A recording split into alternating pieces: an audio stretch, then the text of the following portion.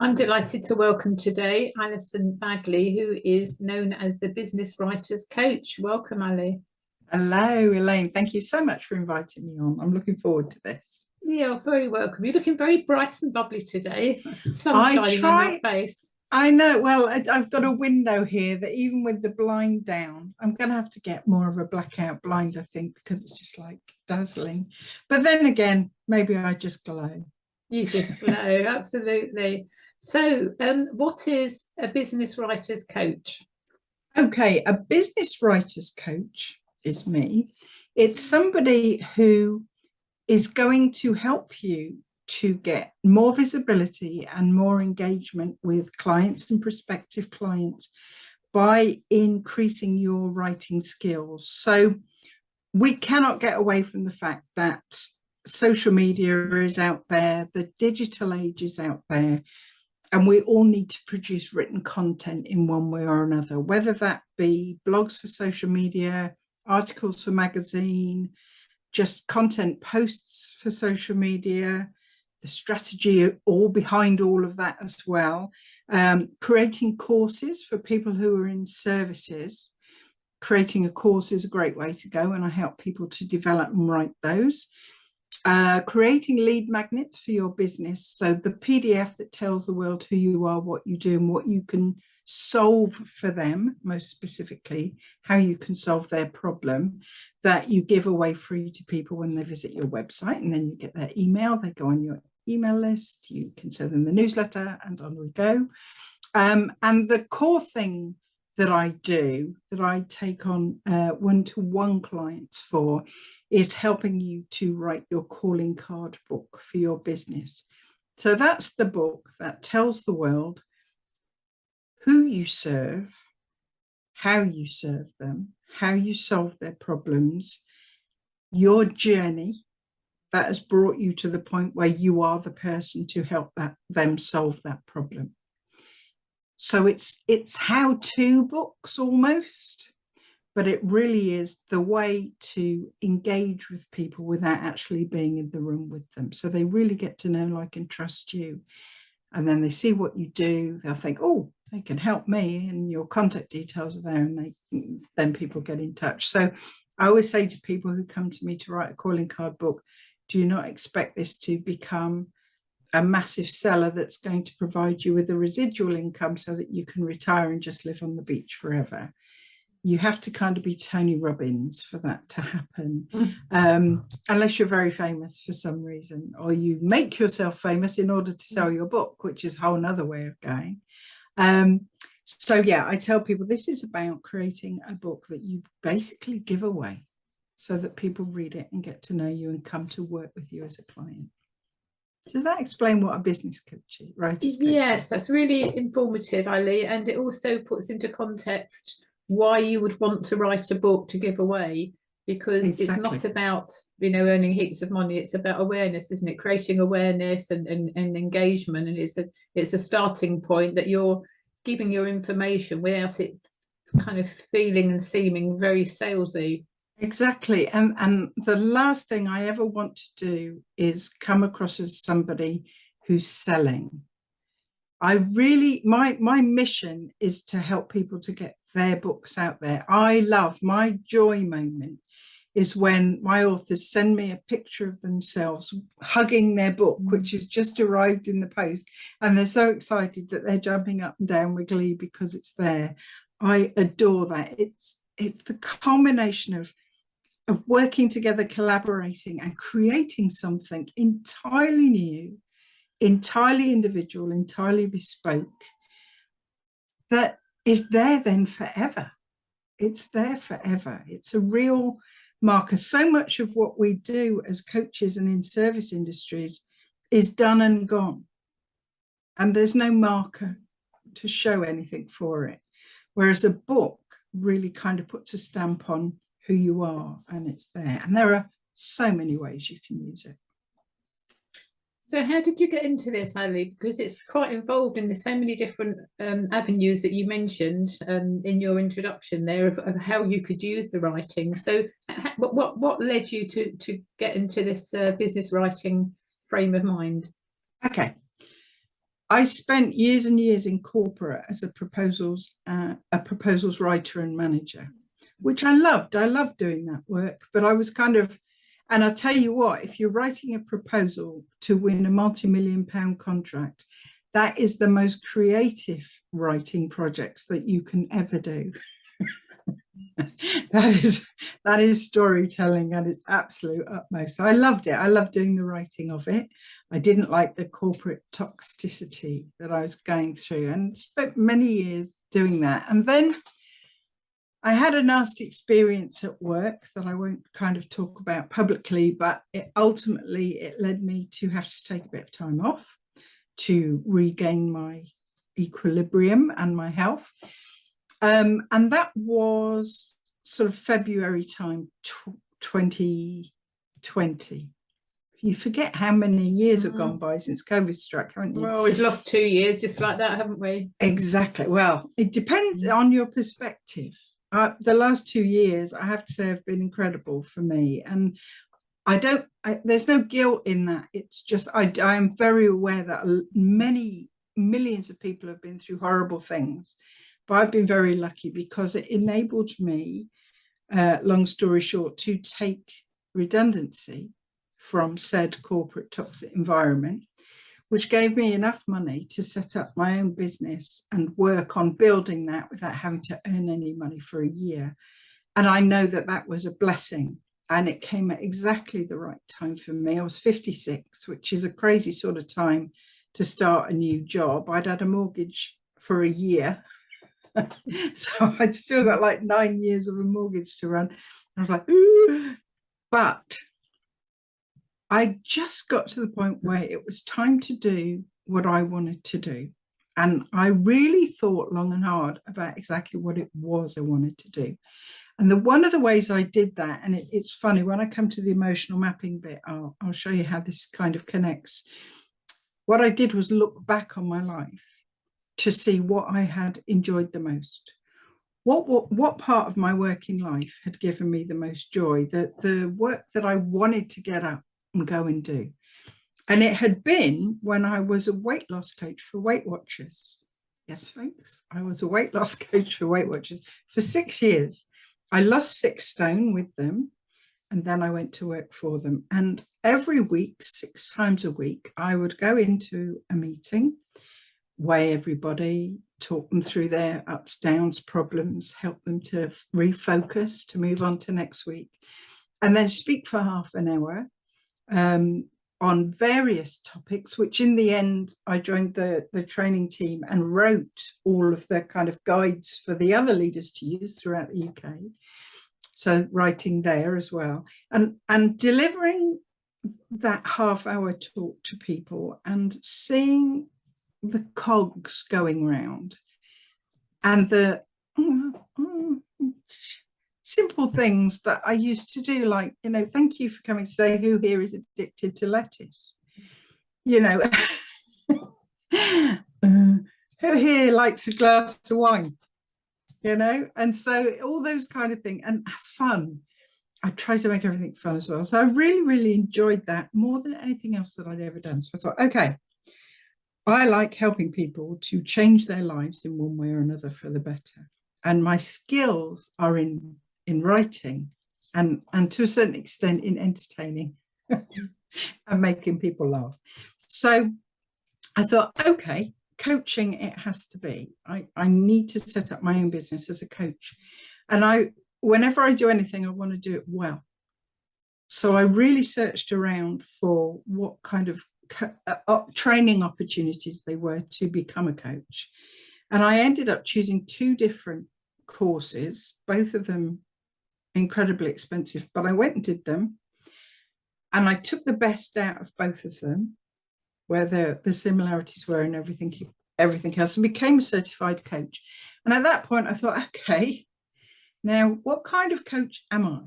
So funny enough, before that, the first thing I did was all of the notes. I'd got stacks of notes from both lots of training. And when you're a new coach and you're talking to people, and I did a lot of kind of pro bono free sessions with people to hone my skills, I'm forever flicking through these bloody notes. What technique is it I'm supposed to use here? I can't remember how to do that one. So I wrote a book called The Coach's Resource Directory, which had all of the techniques in it, what they were best used for, and what page they were on. So when I'm on Zoom coaching, giving a slight secret away here, I could, I mean, I don't need it now, but I could just flick through the book to find what I needed for that particular client at that particular time. And that revolutionized my life using that. And it has sold many copies to new coaches over the last couple of years. So after that, I'm thinking, right, writing, I'm loving this writing. I'm loving being a coach. I'm good at writing. I have lots of skills, lots of experience. And I've been in business for years, both as self-employed and corporate. And I have a business degree, which I got when I was I went to uni at 40 and spent 4 years part-time with teenage children, balancing 2 jobs, and got a BA in business and finance management. So I knew business, I knew writing. So I kind of combined them all up together in one package and thought, everybody I know is trying to write stuff for social media, for lead magnets, for everything else. I can help them to do that. I can make these new coaches' life, because I tend to focus on coaches, I can make their life so much easier by giving them the skills that they need to do this well. Now, you can go and pay other people to do your writing for you and your copy for you. And I do write people's lead magnets. That is one of the services that I do offer if you don't want to write it yourself. But that's expensive for somebody who's new and hasn't got a lot of money. So what I wanted to do is make it affordable for new coaches to know how to increase their skills and do it themselves. So I did that by not so much the one-to-one stuff, but creating courses that would enable them to do that. So there's a writing skills course for coaches and business owners. It's £47. I mean, it's not like a huge outlay for somebody, but it gives them all the basics in writing social media posts, effective blogs and articles, the outline of writing and pulling a course together, even starting to formulate your own book and putting that all together. So that was the first kind of main course that I did. And I've done several since, including one on building a solid business foundation for your business, resilient business foundation for your business. And at the same time, because I did all the research and learning for creating that course, I thought there's a book here.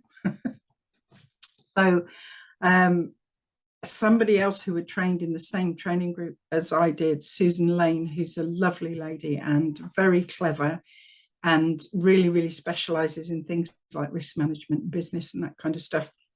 We came together and we wrote a book called Love Coaching, Hate Business, which again, you know, for 15 quid or whatever it is, for a new coach or even a small business owner, because we've also done Love Being the Boss, Hate Business, which is a similar book, but if you're a small business owner, not a coach, will signpost you to everything you need to have in place as a basis for your business, so that you don't have to worry about that. You can just get it done, get it all sorted, have everything rolling along, understand why you need to budget. Here's a template for doing it.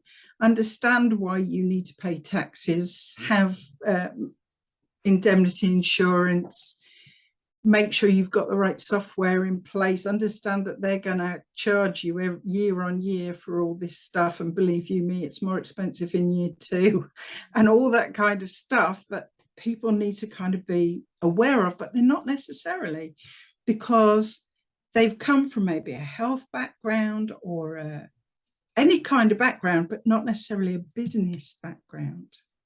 So they don't understand the business side of stuff. So we gave them that book so that they could see which way. And that was a #1 bestseller on Amazon, which was like fabulous.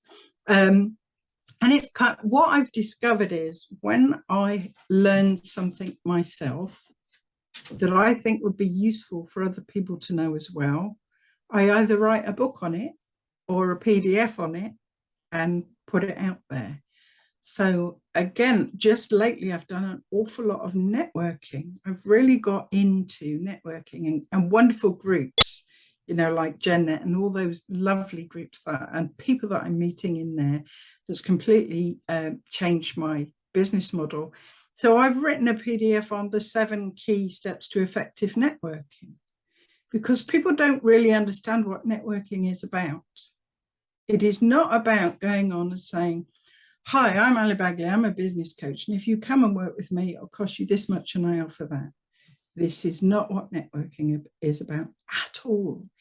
It is about meeting up with a group of people, getting to know who those people are, creating an amazing pot of services and things over here, like just a lovely bubbling pot of people, so that when you're out and you meet other people and they say, oh, I have this particular need, you go, just go into my pot, look who I've found.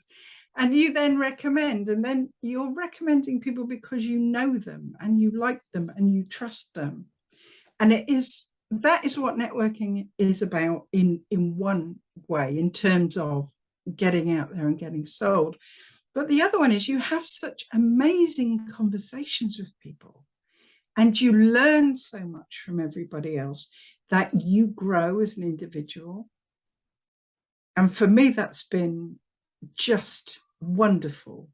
Hearing other people's struggles, understanding what they're going through, listening to the 10-minute, star presentation bit.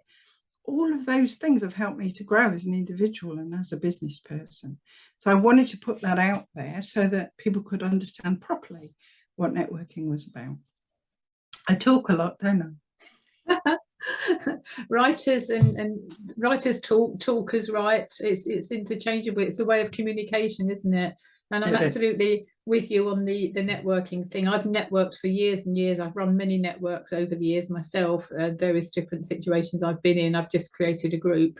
And as you say, it's not about who's in the room, but it's who they know that they know. And so it goes on every single week. There's not a week goes by where I don't introduce somebody to somebody. And it's really joyful when you can then see how their relationship is flourishing, because you can see the potential that this person's got that thing and somebody's got that thing, and then together they could do a great collaboration, or they maybe share ideas, and if they're the same industry sector. And I think all this competition that we grew up with, all the priming, the conditioning that we were indoctrinated with over many years, has now completely turned on its head, and it's about collaboration, isn't it? It's the key to everything. It really is. I even do a masterclass on how collaboration works as a tool for your business. Of course, because again, I realized that this was something that was really working for me. So I wanted to share how you do it with other people. That's kind of how I work. And so there's all that stuff that I put out, and then there is all the stuff that people come to me for help with. Somebody has actually this morning came to me and asked me for some help in putting together a training presentation she's got to do at a conference. Now, I've created training presentations for years in business, absolutely years, but she didn't want a PowerPoint. She just wants her cards that she can talk through. And just literally in the hour that we were talking, I got enough out of her by asking her the right questions to know exactly what her objective was, who her audience were, all the stuff that she wanted to get across to them, and was able in 3 hours this morning to put together a training speech for her, which she's now editing and she's going to come back to me on. And that's so creative for me, and I love it. Just weird and wonderful things happen. And I'm very much, shiny object, something new to do. Wonderful. And it seems like every conversation you have turns into a book. How many books have you written now, Ali? 9. I've written 9, either on my own or in collaboration with others. I have supported or am supporting, oh gosh, I don't know how many other people to write theirs or to produce some sort of written material or strategy for their writing, or just help to deliver their skills. So loads, absolutely loads. There's 2 in the pipeline. I am now writing the book Step-by-Step Business Book Mastery. So you don't have to work with me one-to-one. You can buy the book. The course is out already, so you can go and get that if you want to write the book and do it all by yourself. And Stop Clucking and Lay the Damn Egg. Ooh. Which that's quite a funny story, because that's about overcoming procrastination. And I have I thought up that title and started planning the book 2 years ago. And I haven't got to it yet. So I am the perfect person to write a book on procrastination, because by the time I write it, I will have overcome the procrastination I've been going through for the last 2 years in not writing it. To be fair, mostly it's a time issue, because I do a lot of stuff, because it's not just the writing business. There's this fella over here as well. Yeah, so the writing is a bit small. Eliciting, mapping and managing emotions. Tell us about that. Yeah, that is, I run a company with Marco Bertagni, who is a lovely Italian fella who lives in Italy, called Emotional Geography UK Limited. And 6 years ago, Marco came up with a methodology for building self-awareness, for growth, for personal and professional development, called geo-emotional mapping, which is where you sit down and you draw a map. And you don't have to have any kind of drawing talent. Trust me, he laughs at my drawing talent all the time. And it's, you create the map of your life along the river of your life, or the map of your business or your professional career or your relationship. In some courses, we've got people doing the map of their body, the map of loss, all kinds of different maps that we can do. Always a river that you go along, through, round or under. And you plot the pivotal moments on that journey that you've had in terms of how you felt in that moment. So this isn't about where you were or who you saw or what you did or anything else. It is simply you record how you feel in that moment. You name the emotion. And then you think about the geographical feature that that resonates with. So for instance, my first day at work when I was 16 years old, I had to go into London by myself. Horrific. I was absolutely terrified. I didn't know what to. I literally left school on Friday, went to work on the Monday. That's what happened when we were young. And I was terrified. So my emotion is fear. And it felt like I had a mountain to climb. That was the geographical element that resonated. So on my map, the day I started work is the mountains of fear. Now, every time I look at that, I know exactly what that is. I know exactly what it's about. What I also know is that I climbed that mountain. I overcame that fear. I learned all kinds of lessons from it, and I moved on to the next thing. And that's what happens, is people can then go back and they just step out of their map and they tell the story. And we do that in live mapping sessions. So either you do the full 3-hour workshop live with us, which we do 4 times a year, or you can buy the course, The Magic of Geo-Emotional Mapping, and come on our monthly live map share sessions, because the sharing is where the magic happens, because you start telling the story, but you are then detached. And it's funny saying about it being emotional, you actually become detached from the map. So you're telling the story almost as if it's someone else's story. And the number of times people have been going through and they've stopped telling the story, and we're like, well, what's happened? Do you know, I've just realized something.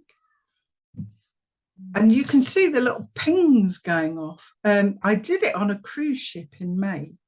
I did what we call legacy mapping, which is where I go and show people how to do the geo-emotional mapping of their life. But the intention is that they then take that and discuss it with their children, because their children get to learn much more about what kind of people their parents are as human beings rather than as parents.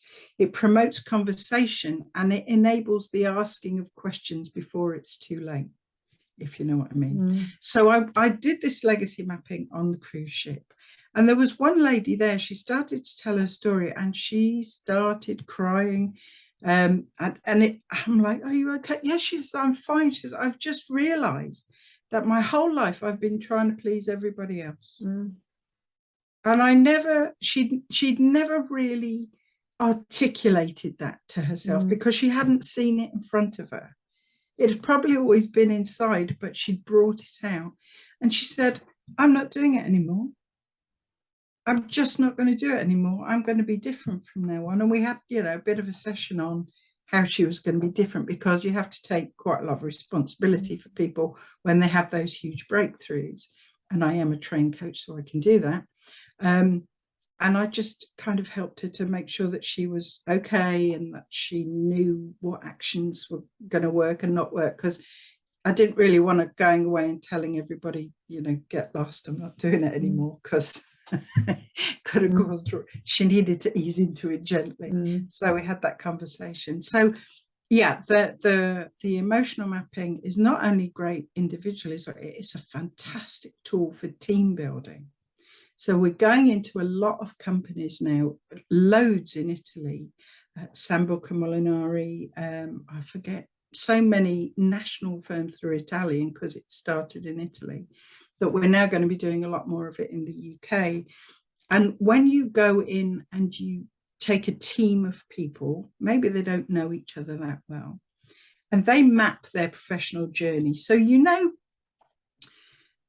all those meetings where you go in and everybody goes, hi, I'm Ali, I do this. And then, hi, I'm Bill, I work in HR. Hi, I'm Fred, I'm an accountant. And everybody's going, and just really, and that. No, we don't do this. We don't let people introduce each other themselves at all. They have to listen to how the mapping works. Then they map their professional life in terms of the emotions, and then they each share. And that team really gets to know each other.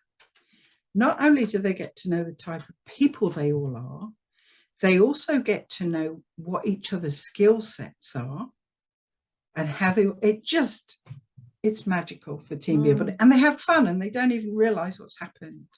And they have fun. And the productivity that increases as a result of those people really understanding who each other are, what doesn't work for them, what does work for them, what they can do is just brilliant. So that's the kind of thing that we're working on building now. So that's my other arm. Right, excellent. And that sounds great, that we might be able to do a collaboration, because with the disc behavioural profiling that I do, and I'm just launching the disc health formula with teams. In fact, I'm giving a talk on Tuesday about it. I'll send you a link through. But it's so rewarding, isn't it, when you can see a team of, like, dishevelled team of all sorts, and then start to come together as a team. And exactly. I've been doing that kind of work for 20 something years, and it's wonderful, and then it's heartwarming to us. But the link between what you do and how I do, and the health aspect, sounds an interesting absolutely path we could explore. We'll have a chat about that for sure.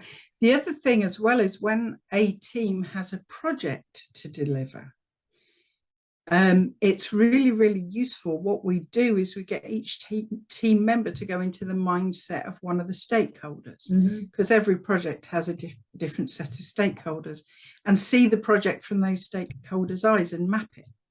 And that again helps to really balance the priorities of a project in terms of everybody who's involved in it. Yeah, absolutely. And again, all the roads lead to communication, don't they?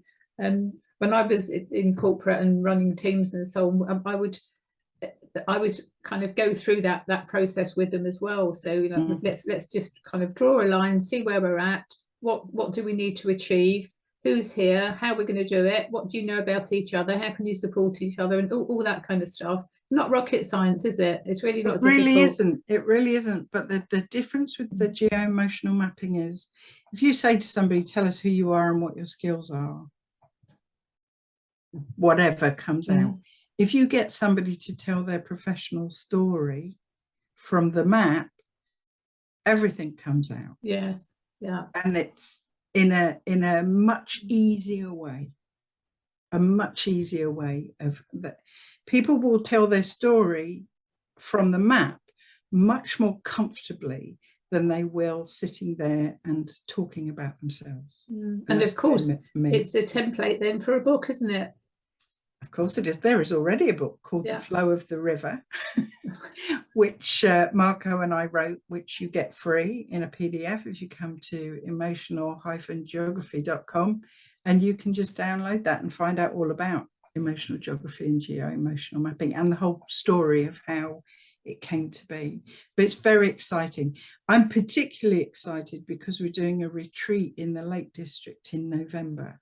So it's the first time in the UK we've been bringing people together in a really live, collaborative environment. And it's 2 days of games and activities, we call it games and activities, that are really going to push people out of their comfort zone and help them to really learn how to collaborate, to communicate, and to grow awareness of themselves and others. So it's a wonderful one for anybody who's thinking about looking and seeing how it works for team building for their businesses. They want to come along, but it's great for individuals as well who just want to up the ante a bit in their way of looking at life. And what's the website for the retreat, Ali? It's all on www.emotional-geography.com. Right, there's somebody I can send to that site. Somebody I was talking to yesterday will be very interested in that. Marvellous. There are 8 residential places and 8-day tickets. We're only having 16 people because otherwise it'll get out of hand, particularly as the game we're playing on the Saturday night involves splitting everybody up into 3 teams, laying out ingredients on a table, and each team, one has to produce a starter, one a main course, and one a dessert that will feed all 16 people, and one oven. And between them, they have got to make it work and time it and everything else. So that's the kind of thing that we're doing. Meanwhile, you and Marco will crack open the red wine, I expect. Of course, we have to adjudicate. Very good. Very good. So presumably the geo-mapping, you were doing that when you were in the corporate, and so you were doing lots of learning while you were in corporate. No, literally, I wish I'd had it. Oh God, I wish I'd had it in corporate for all the times that I started a new proposal project and the virtual team all came together. If I'd have had that methodology then, particularly for the stakeholder thoughts for putting a proposal together, it would have been, we would have won so much more business as a team, because it is such an innovative way of doing it. No, I literally qualified as a coach, and then a month later there was, by the same company, one of the companies that I trained with had a full day public speaking kind of free thingy, and I'll always go and have a look at free stuff that I think will increase my capability. So I went along and they put people in breakout rooms, and I met Marco in a breakout room, and we literally 15 minutes, and we both realized immediately that there was a universal spark going off. And I mean that in an entirely platonic way, but a universal spark. And immediately we got in touch with each other. We had a Zoom. I realized that he was your typical Italian romantic visionary, wants to change the world with this thing that he's come across, has already gathered a whole group of people that are interested, and they've done all these things all over the place. The business was shocking. The business side of it was non-existent. So what I did was added my business knowledge to it, but at the same time really trained with him to become a master geographer and know the emotional geography inside out.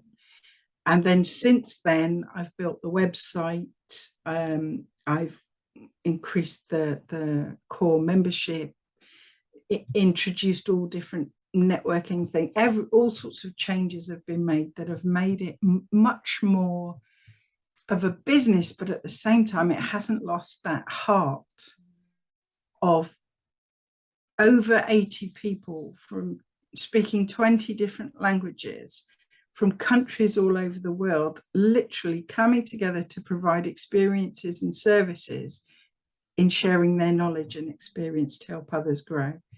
And that we really want to keep to the core of that always in what we do. Do you sleep, Ali? Yeah, really well, because I'm absolutely shattered. Yeah, it's all very well doing all this stuff and kidding ourselves that because we enjoy what we do, we're not working, we're having fun. And that's how I got into trouble with stage 4 cancer. I was doing exactly the same. All these things, bright, shiny new things, lots of personal development to add to the thousands I'd already spent on personal development courses and trainings and all the rest of it.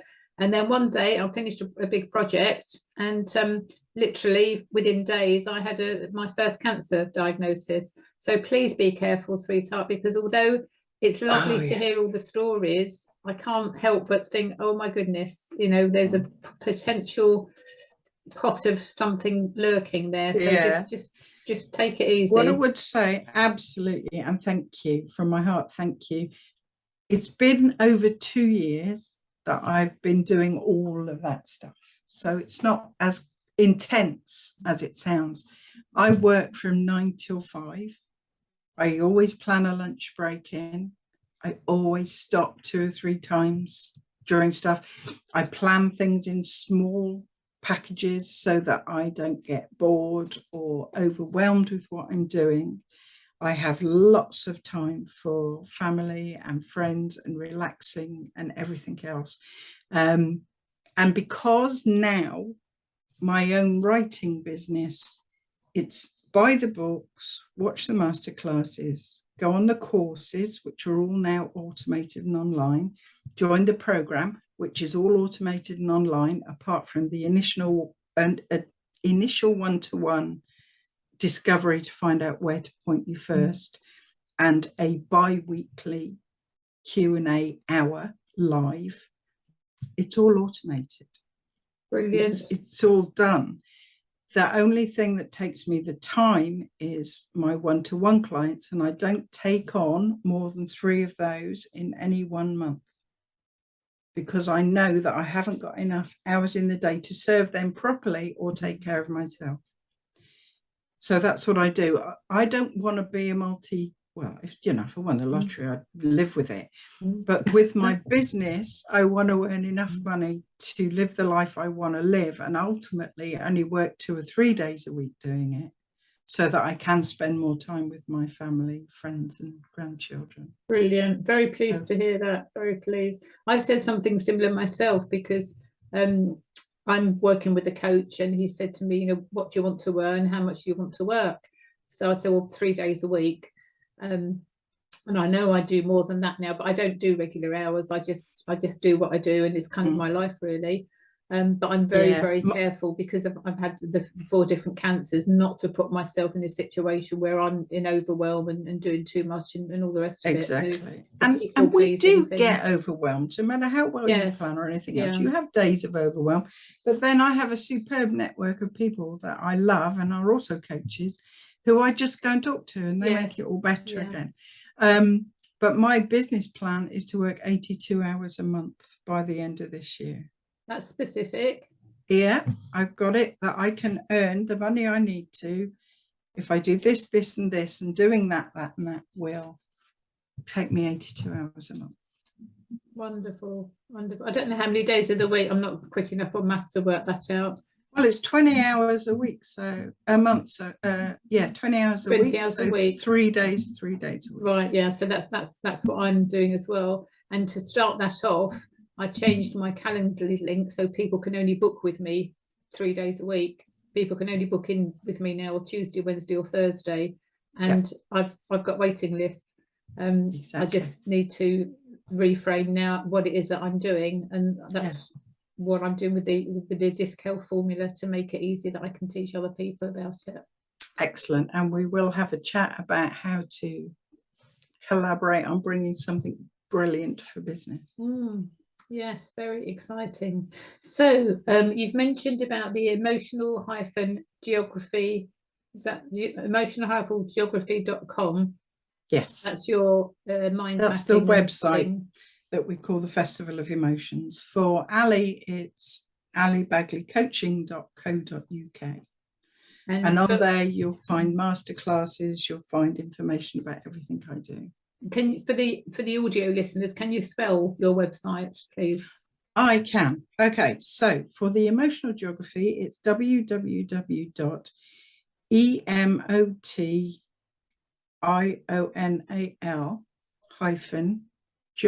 geography.com.